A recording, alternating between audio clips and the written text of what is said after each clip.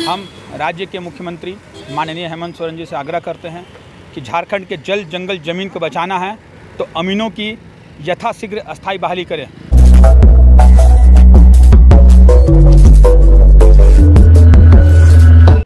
आज हम लोग झारखंड प्रशिक्षित अमीन एसोसिएशन के सदस्य ने एक बैठक की। हमारा बैठक का उद्देश्य ये था कि जिस तरह से अखबार के माध्यम से, आपके न्यूज़ चैनल के माध्यम से हम लोग प्रतिदिन देख रहे हैं कि राज्य में प्रतिदिन हत्या, चाकूमारी, गोली लगातार कहीं ना कहीं हर इलाका में, हर एरिया में, पूरे झारखंड में डेली कहीं ना कहीं हत्या हो रही है। भूमि विवाद बढ़ रहा है, लोग आपस में पारिवारिक विवाद भी बढ़ रहा है भूमि को लेकर। इसका सिर्फ और सिर्फ मुख्य वजह हम जो देख पा रहे हैं ये अमीनों की कमी। इवन हमारे झारखंड के जो मुख्यमंत्री है वर्तमान में, इनका भी कहना है कि राज्य में अमीनों की संख्या नहीं है, विश्वविद्यालय अमीनों की पढ़ाई करवाए। जबकि हम लोग हज़ारों की संख्या में डिग्री लेने के बाद बेरोजगार बैठे हैं। एक तरफ बेरोजगार बैठे हैं और दूसरी तरफ भूमि विवाद बढ़ रहा है। तो आखिर सरकार अमीनों की अस्थायी बहाली क्यों नहीं कर रही है? हम लोग जब राजस्व सचिव से मिलते हैं तो उनका कहना है कि आप लोगों की मामला में जल्द हम लोग कार्रवाई करेंगे। एक तरफ बात करते हैं कि हम लोग बहाली करेंगे और दूसरी तरफ संविदा पे करके सिर्फ 10 से 15 हज़ार रुपये का नौकरी करवाते हैं, वो भी दिहाड़ी मजदूरी बनाने का काम करते हैं और वो भी उनकी नौकरी सुरक्षित नहीं होती है।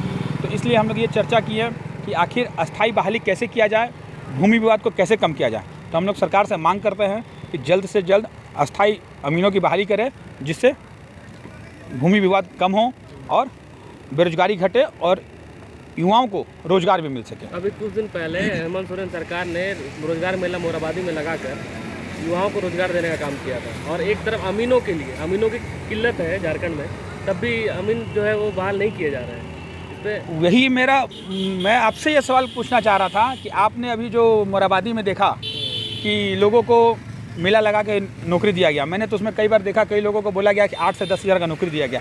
क्या 8 से 10 हज़ार का नौकरी को नौकरी बोला जाता है? वो भी झारखंड से बाहर, वो भी झारखंड से बाहर। इवन झारखंड में भी 8 से 10 हज़ार का नौकरी, अगर हम लोग पढ़ाई करने का 15 हज़ार फीस लगता है, घर के अभिभावक पढ़ाते हैं 8 से 10 हज़ार रुपये नौकरी के लिए। 8 से 10 हज़ार में एक युवा, एक युवती का अपना खुद का पेट नहीं भर पाएगा, रहन सहन नहीं हो पाएगा, तो वो अपने घर का और परिवार का जिम्मेवारी क्या निभाएंगे? अपने परिवार का जिम्मेवारी निभाने के लिए क्या सरकार ये मानती है कि 8 से 10 हज़ार में उनका हो जाएगा? तो इस तरह का रोजगार देना और ना देना में क्या फ़र्क होता है?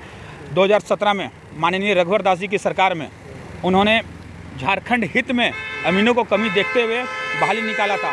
ये बात सत्य है कि उस समय अमीनों की संख्या कम थी, लेकिन उनके बहाली लेने के बाद लगातार अमीनों की वृद्धि होते जा रही है। विश्वविद्यालय और कॉलेजों में पढ़ाई जारी है, लेकिन सरकार इस ओर कुछ ध्यान नहीं दे रही है। संविदा पे बहाली ले रही है, अप्रशिक्षित लोगों को बहाली ले रही है, जिससे नापी में काफ़ी गड़बड़ी होने की संभावना है, लेकिन फिर भी सरकार की कोई इसमें ध्यान नहीं है। तो इसमें झारखंड प्रशिक्षित अमीन एसोसिएशन भविष्य में क्या कदम उठाएगी, क्या रणनीति होगी आप लोग? झारखंड प्रशिक्षित अमीन एसोसिएशन अभी लगातार सरकार से मांग और आग्रह कर रही है।